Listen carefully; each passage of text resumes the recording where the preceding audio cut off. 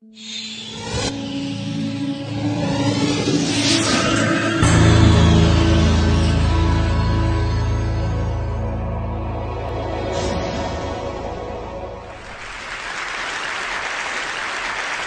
Zuckerberg, a journalist, was asking him a question about the news feed. And the journalist was asking him, why is this so important? And Zuckerberg said, a squirrel dying in your front yard may be more relevant to your interests right now than people dying in Africa. And I want to talk about what a web based on that idea of relevance might look like. So when I was growing up in a really rural area in Maine, the internet meant something very different to me. It meant a connection to the world. It meant something that would connect us all together. And I was sure that it was going to be great for democracy and for our society. But there's this kind of shift in how information is flowing online. And it's invisible. And if we don't pay attention to it, it could be a real problem. So I first noticed this in a place I spend a lot of time, my Facebook page. I'm progressive politically, big surprise, but I've always gone out of my way to meet conservatives. I like hearing what they're thinking about. I like seeing what they link to. I like learning a thing or two.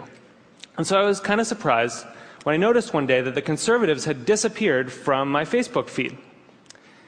And what it turned out was going on was that Facebook was looking at which links I clicked on. And it was noticing that actually I was clicking more on my liberal friends' links than on my conservative friends' links. And without consulting me about it, it had edited them out. They disappeared. So Facebook isn't the only place that's doing this kind of invisible algorithmic editing of the web. Google's doing it too. If I search for something and you search for something, even right now at the very same time, we may get very different search results. Even if you're logged out, one engineer told me, there are 57 signals that Google looks at. Everything from what kind of computer you're on, to what kind of browser you're using, to where you're located, that it uses to personally tailor your query results. Think about it for a second. There is no standard Google anymore. And the funny thing about this is that it's hard to see. You can't see how different your search results are from anyone else's.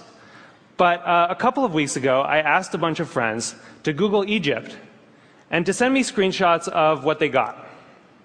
So here's my friend Scott's screenshot. And here's my friend Daniel's screenshot. When you put them side by side, you don't even have to read the links to see how different these two pages are. But when you do read the links, it's really quite remarkable. Daniel didn't get anything about the protests in Egypt at all in his first page of Google results. Scott's results were full of them. And this was the big story of the day at that time. That's how different these results are becoming. So it's not just Google and Facebook either. This is something that's sweeping the web. There are a whole host of companies that are doing this kind of personalization. Yahoo News, the biggest news site on the internet, is now personalized. Different people get different things. Huffington Post, the Washington Post, New York Times, all flirting with personalization in various ways.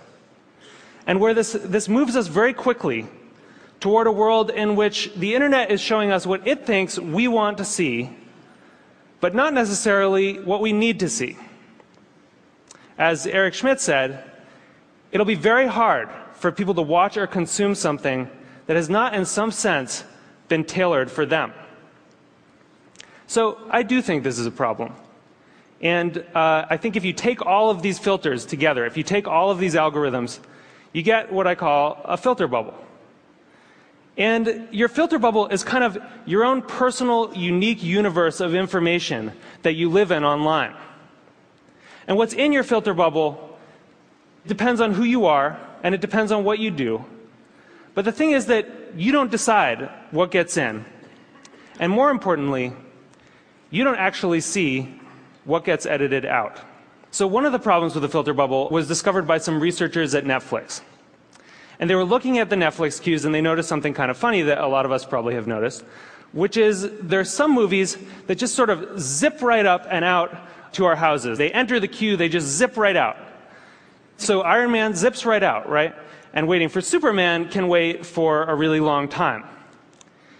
What they discovered was that in our Netflix queues, there's kind of this epic struggle going on between our future aspirational selves and our more impulsive present selves. You know, we all want to be someone who has watched Rashomon. But right now, we want to watch Ace Ventura for the 4th time. So the best editing gives us a bit of both. It gives us a little bit of Justin Bieber and a little bit of Afghanistan. It gives us some information vegetables. It gives us some information dessert. And the challenge with these kind of algorithmic filters, these personalized filters, is that because they're mainly looking at what you click on first, you know, it can throw off that balance. And instead of a balanced information diet, you can end up surrounded by information junk food. So what this suggests is actually that we may have the story about the internet wrong. In a broadcast society, you know, this is how the founding mythology goes, right? In a broadcast society, there were these gatekeepers, the editors, and they controlled the flows of information. And along came the internet, and it swept them out of the way, and it allowed us, all of us to connect together, and it was awesome.